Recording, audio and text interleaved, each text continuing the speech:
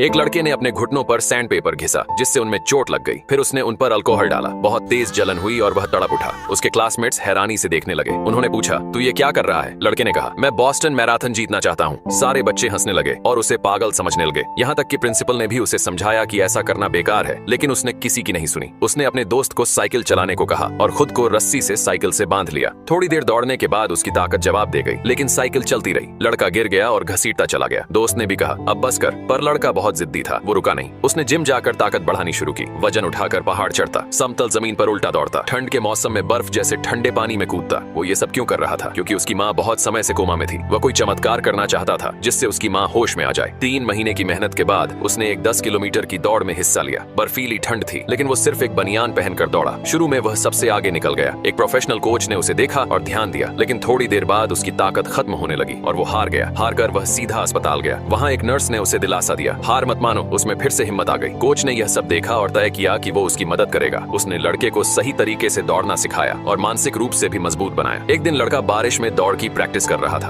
पहला चक्कर उसने 20 मिनट में पूरा किया, लेकिन फिर उसकी रफ्तार कम हो गई। कोच को निराशा हुई, लेकिन लड़का रुका नहीं। वो लगातार दौड़ता रहा। धीरे धीरे उसकी चाल तेज होती गई और आखिरी चक्कर उसने 5 मिनट में पूरा कर लिया। कोच ने हैरानी से पूछा, तूने ये कैसे किया? लड़के ने जवाब दिया, मैं अनाथ नहीं बनना चाहता। उसकी सारी मेहनत अपनी माँ के लिए थी। एक दिन वो माँ के सामने बैठकर प्रार्थना करता है और फिर बॉस्टन की ट्रेन पकड़ता है। मैराथन की शुरुआत हुई। गोली की आवाज के साथ वह दौड़ पड़ा। वह शुरू से ही सबसे आगे रहा। कोच उसका जोश बढ़ा रहा था। धीरे धीरे वह दूसरे नंबर पर आ गया। जब भी कोई उसे पीछे छोड़ता, वह तुरंत फिर से आगे निकलने की कोशिश करता। आखिरी 200 मीटर बचे थे। अब सिर्फ 2 धावक रेस में आगे थे। उसके पुराने क्लासमेट्स भी उसका उत्साह बढ़ा रहे थे। वो चाहते थे कि कोई चमत्कार हो। आखिर में लड़का फिनिश लाइन पार कर गया। वह सीधा अस्पताल पहुंचा और अपनी माँ के हाथ में मेडल रख दिया और उसी पल सच में चमत्कार हो गया।